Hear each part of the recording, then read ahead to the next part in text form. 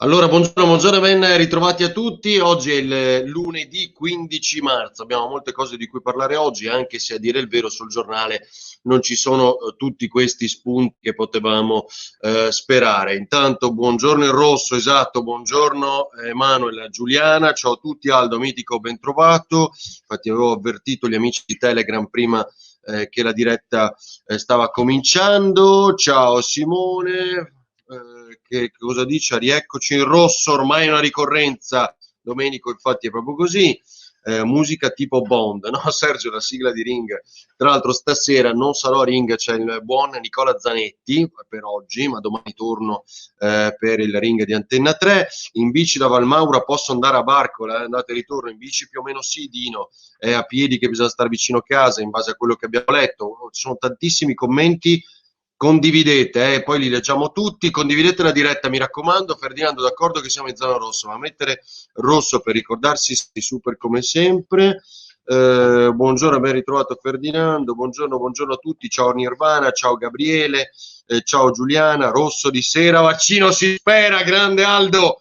Questa adesso ne parliamo, però soprattutto il fronte delle polemiche legate ai vaccini AstraZeneca in particolar modo e a quelli che il direttore dell'ULS 2 di Treviso, Benazzi, definisce tanti Novax. Dopo il caso dei giornalisti, ieri ho pubblicato soltanto un paio di aggiornamenti e pensieri su quello che è successo sabato, un sabato veramente da thriller con quelle dosi di Treviso, come vi avevo detto, 3.000 non si erano presentati su 9.000, avevano disdetto, 1.000 non si stavano presentando sabato, un macello totale, avanzavano 600 dosi, e insomma che fanno alla fine? Chiamano, ciao Antonella, chiamano anche i giornalisti, i dipendenti comunali e via dicendo, pur di non sprecare quelle dosi che una volta preparate o le somministri o le butti. Bene, ieri interviene il generale Figliuolo, lo fa presentando per l'ennesima volta questo piano vaccini che per l'ennesima volta non sappiamo quanto realmente sarà con questi termini, in questi termini, però insomma la svolta dalla seconda decade di aprile, questo è il tema che più ci sta a cuore. Sì, giovedì ci sono Giuliana Ring su Tele4, però oggi salto Antenna un giorno, ma domani ci sono su Antenna 3. Buongiorno, ma serve il rosso se non ci sono vaccini?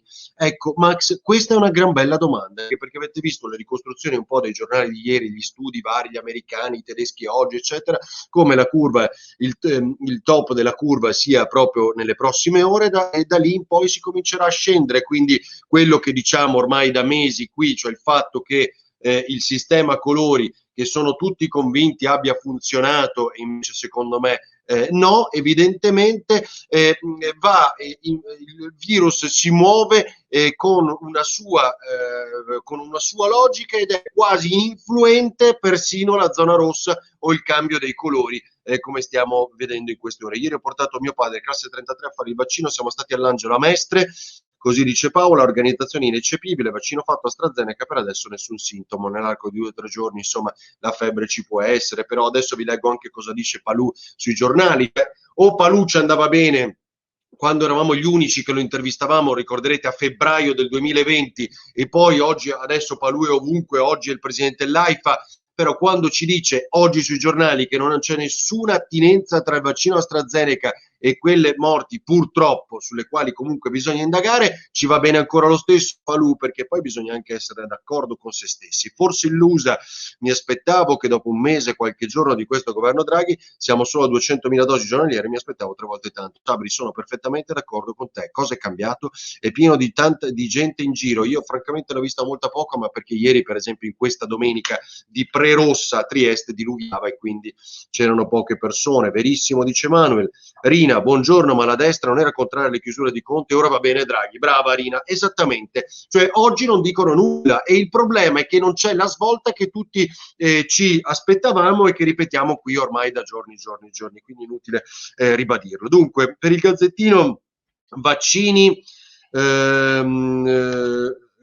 con blocchi, allora aspettate un attimo, vi riguardo, vaccini, caos e blocchi è il titolo del Gazzettino di oggi, vi preparo un'intervista di Palù, sul piccolo invece la curva più alta d'Italia, e questo è ovviamente la preoccupazione che muove da diversi giorni proprio il Friuli Venezia Giulia, e da oggi regioni in rosso, quello che appunto titola il piccolo. Il Corriere Nazionale: l'Italia chiude a Pasqua, questo l'avevamo più o meno intuito. Per Repubblica: vaccini, tutti i poteri al governo. La Tribuna invece di Treviso, sempre il gruppo Gedi, dice troppi Novax, rischio sprechi, che è quello che vi dicevo poco fa. Il decreto indennizi non si sa dove sia, ma gli F24 da pagare domani ci sono, esatto. Cioè, più che altro i ristori, che oggi si chiama sostegno, che si chiama diversamente, quello che volete. C'è l'appello della CGIA di Mestre, l'abbiamo pubblicato sul sito ferdinandoavarino.it, cioè appena 2.000 euro a italiano sono arrivati nel 2020, ma soprattutto oggi chiedono che per imprese, artigiani e via dicendo ci sia un sostegno anche per i costi vivi, quelli fissi, quelli sui quali non agisce nessuno e che l'imprenditore comunque deve pagare, nonostante questo periodo, no? E con tutte le chiusure che ci sono. A Monfalcone, Gorizia, ospedale pieno, è vero purtroppo Antonello, anche i giornali oggi lo raccontano in Friuli Venezia Giulia. Ho visto tanti cambiare casacca, forse l'ha cambiata pure Palù. Non lo so, Tiziana, francamente mi sembra che Palù dica più o meno sempre le stesse cose con questo suo tono da scienziato, a volte incomprensibile e a volte urticante, perché ti dice in faccia che cos'è la scienza e quindi anche l'imprevedibilità di certe cose. Lo ha sempre fatto anche nelle prime interviste l'anno scorso. Dunque, il generale Figliuolo dice oggi, lo ha fatto poi con un intervento ieri da Fabio Fazio: basta polemiche e sprechi, vaccinare chi passa. A me sembra che questa cosa l'avesse detta anche qualcun altro negli ultimi giorni, magari un po' bersagliato, però lasciamo perdere questo aspetto politico. Il generale di corpo d'armata Figliuolo, che guida oggi la maxi macchina per la vaccinazione, dice basta sprechi, piuttosto vacciniamo una persona che passa di lì a caso. Ecco, questo è il ragionamento. E io francamente, dovendo tornare alla normalità il più presto possibile, per chi vuole fare sto vaccino, perché gli altri si possono rifiutare, vedi il caso Treviso, io sono assolutamente dell'idea del generale Figliuolo, che dice che Draghi ha fatto molta pressione anche sulle big pharma, le cosiddette case farmaceutiche, e che lui stesso ha parlato con tutti gli amministratori delegati delle case farmaceutiche, che bisogna velocizzare e che stanno facendo molto pressing su questo. Intanto Agostino Miozzo, il padovano, alta padovana, del coordinatore del comitato tecnico scientifico, lascia il comitato tecnico scientifico, uno di quelli che voleva le scuole aperte sempre. Bene, dove va a finire? E fa il consulente per il ministro Bianchi, quindi ministero all'istruzione. Quindi lascia Miozzo e va al Ministero dell'Istruzione. Vorrei capire quanto questa sia una scelta di vita dall'ex Protezione Civile Miozzo, quanto in realtà sia un'ulteriore transizione, questo cambio di pelle del Comitato Tecnico Scientifico, che evidentemente era su linee diverse rispetto a Draghi, su linee diverse rispetto al governo, e quindi si concretizza con un ulteriore addio al Comitato Tecnico Scientifico. Cosa dice Rina? Perché in rosso fino a Pasqua qui danno il colpo di grazia a tante attività, ma come ragionano gli aiuti di questa povera gente quando arriveranno? Non solo, sono 2 settimane ufficialmente, ma io temo 3, appunto, fino a Pasqua. Non si ascoltano altri scienziati. Vedi l'articolo su Nature dove dicono che chiudere è pure peggio, vedi Giappone e Corea, sui ristori lasciamo perdere le elemosine di Stato. Aldo, mia moglie ha fatto il vaccino ieri, chiamata all'ultimo momento, se fosse stato possibile l'avrei fatto anch'io. Vedi Aldo, bravo, perché mi pare tu abiti nella zona di Treviso, mi sembrano diversi commenti. Anche dopo c'è il 25 e il 1° maggio, ah sì, dopo vediamo se troveranno ovviamente idee per chiudere anche allora. Troppo omertosi, ci sono comportamenti da parte dei comuni cittadini che molti non dicono, scrive Ornella, cioè le feste in casa, questo l'abbiamo detto più volte, chissà quando aprono le regioni. Ma bella domanda. Solito schema di letture, scrive Sergio. Allora, intanto sapete che c'è il Piemonte ha ritirato un ulteriore lotto di AstraZeneca perché è morto un maestro di clarinetto. Oggi raccontano i giornali un po' tutti quanti la sua storia, con la moglie Sabrina che dice: si è sentito male, ma io sono per i vaccini. Lui voleva tanto questo momento della vaccinazione per tornare alla normalità, e appunto, come vi dicevo, oggi, nonostante le indagini, tutto quello che si dice, c'è forte preoccupazione, perché lo stesso Palù è costretto a intervenire dicendo: guardate che noi l'analisi su quello che sono i casi e le reazioni l'abbiamo fatta, l'abbiamo vista, e non c'è alcun nesso se non quello temporale, cioè fatto il vaccino poi il malore dopo qualche ora o qualche giorno al massimo. Questo è quello che dice il numero uno dell'AIFA, il virologo di fama mondiale Giorgio Palù, che non riesco a trovare, ma è sui quotidiani del gruppo GEDI, mi pare nella giornata di oggi. Eccolo qua, non bisogna avere paura, il nesso è solamente temporale. Questo è quello che dice Palù sui quotidiani di oggi. Cosa ci dice Sergio? Non lo so, non vedo chi risponde. Poi sul tema delle cure domiciliari oggi c'è un altro articolo e su questo parla ancora anche lo stesso Palù, e dice monoclonali entro 72 ore, ma questi monoclonali nel momento in cui si aggrava la malattia però non ci sono, i cortisonici bisogna usarli ma non troppo presto, cioè sul fatto che al di là della tachipirina poi in realtà c'è l'eparina, poi in realtà c'è, come si chiama, il cortisonico, c'è l'idrossiclorochina di cui tutti hanno parlato, ma che oggi crediamo ancora una volta che sia solo il Piemonte, anche il Veneto ha le cure domiciliari previste, ma bisogna applicarne nel modo corretto, dice Palù, perché appunto utilizzare il cortisonico troppo presto, e lo sappiano i medici di base, può essere in realtà un rischio maggiore. Quindi su questa ulteriore definizione di un virus che non sappiamo tutt'oggi ancora come affrontare, perché al di là del vaccino non c'è una cura, un farmaco, diciamo, per la terapia. Il problema è come equiparare il modo di affrontarlo di tutte le regioni. Bene, anche l'altro giorno, e ne discuteremo domani a Ringa, per questo volevo parlare del tema che è sui giornali anche oggi, coinvolgiamo un medico di base, non uno di quelli che dice in provincia di Treviso solo io li ho salvati, qui non abbiamo morti, tutte fandonie che si vedono dalla classifica dei medici di base che sono stati più bravi nel preservare la propria popolazione in provincia di Treviso. Bene, avremo un numero uno assoluto domani sera a Ringa in apertura, che è Massimo Pisciotta, che ha appunto è in vetta a questa classifica e ci spiegherà cosa sono le terapie domiciliari, perché ci sono ovviamente anche in Veneto, e che cosa intendono da questo punto di vista, che si può utilizzare anche l'idrossiclorochina di cui tanto si parla, che però gli esperti scientifici hanno più o meno dimostrato come anche questa sia inefficace. Che cosa ci dirà? Poi non sono io un medico, tantomeno, ma leggo quello che si racconta e che cosa dicono gli esperti.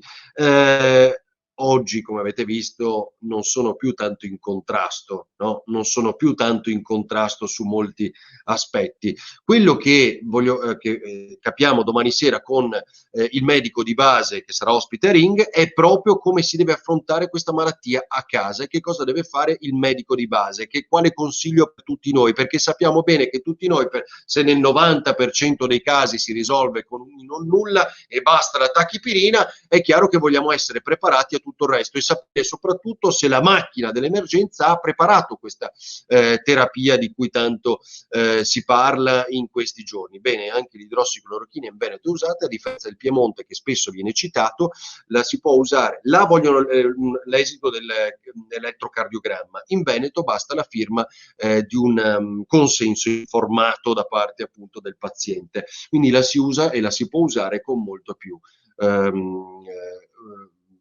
libertà, definiamola così. Mi fanno paura quelli che vengono contagiati in un posto e dichiarano che il contagio è venuto da un'altra parte. Ornella, spero davvero che non facciano questa cosa, perché è assurda. Per quanto riguarda le vaccinazioni, sì, arriviamo a Enrico Letta. Intanto il primo pensiero di Letta lo ius soli, ma di aiutare la popolazione italiana, prodotti eccetera, no, zero assoluto.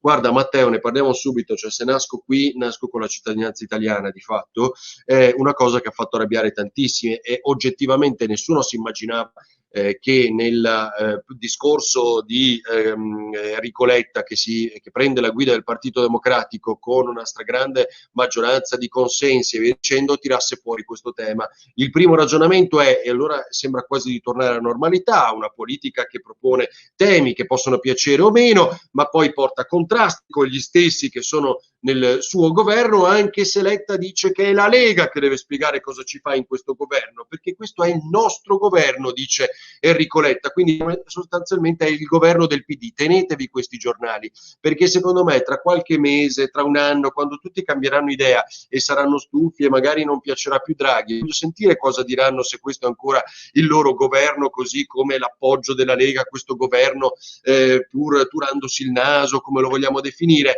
Quindi tenetevi questi giornali, perché poi tra un po' tutta la politica ci dirà: sì, vabbè, c'eravamo perché era un momento di necessità, però c'eravamo soltanto come appoggio, avevamo pochi ministri, quindi attenzione, perché poi la politica cambierà e noi ovviamente dovremo essere vigili su questo. Federatore è lui, dice Enrico Letta, quindi salta allo stesso tempo anche il ruolo di Giuseppe Conte, che doveva essere, lo abbiamo detto più volte, il leader di tutto il centro-sinistra. Quindi in un attimo Enrico Letta mette in onda Giuseppe Conte, l'avevamo anche già anticipato l'altro giorno, ma così è proprio nelle sue intenzioni, nel suo discorso, perché che cosa dice di altro interessante? Tanto parlerà con Renzi, con Calenda, Bersani probabilmente rientrerà, c'è un problema di correnti, oggi lo racconta Repubblica, sentono le segreterie delle province d'Italia, là dove non ci sono più, non c'è più il PD, non ci sono più iscritti, si è morti di correnti, cioè ci sono tutti questi racconti di che cos'è oggi il Partito Democratico,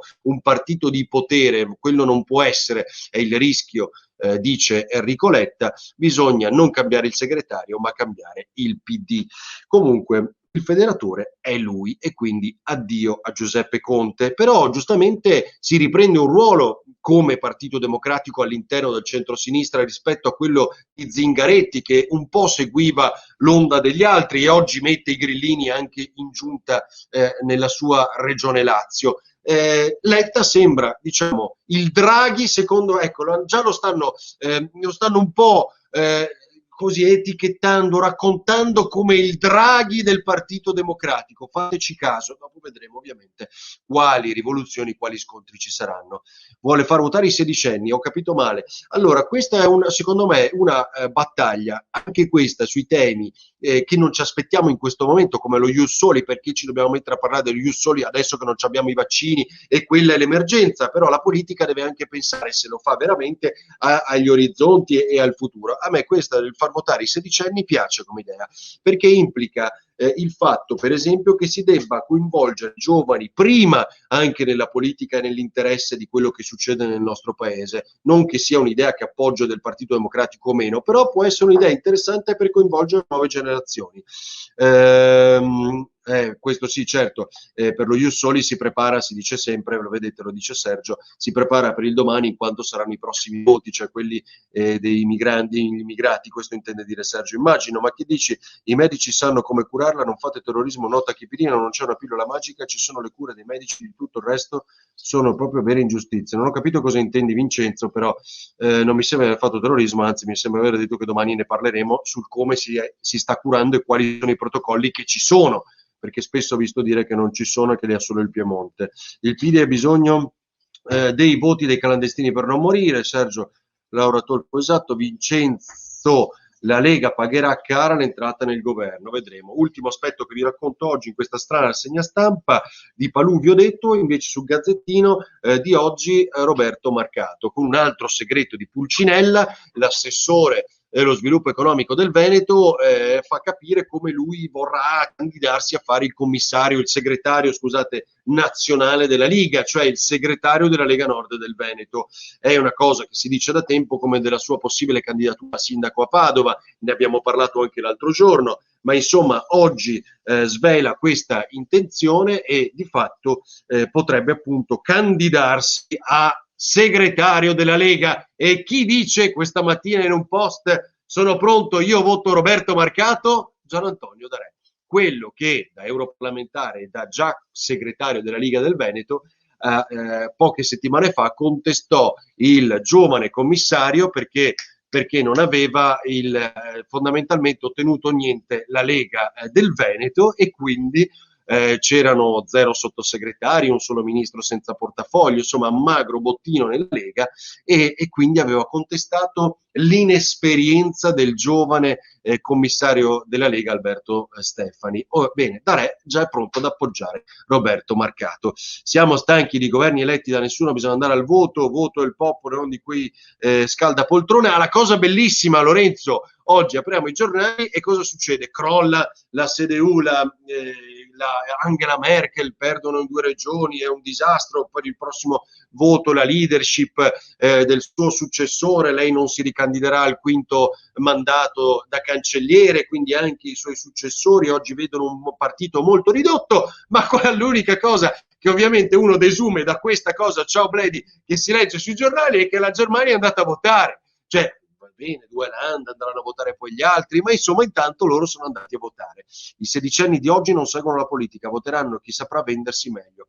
Max, anche questo è vero, non solo i giovani, magari anche chi è più grande e meno attento, più attento alle frasi che colpiscono, meno alle pratiche reali, insomma tutto può essere in questo caso. Bisogna vedere insomma se si allargherà o meno la possibilità di voto anche per i sedicenni, ma comunque intanto è un tema messo sul piatto, chissà poi quando se ne discuterà, e non è detto, come lo Ius Soli, che sia una priorità certamente in questo momento, tanto meno di questo governo. Ciao a tutti, ci vediamo domani mattina, domani sera a Ring su Antena 3 alle 21:15. Vi ricordo, condividete, poi c'è il canale Telegram e YouTube per vedere tutti gli aggiornamenti e gli articoli. Ciao, buona giornata.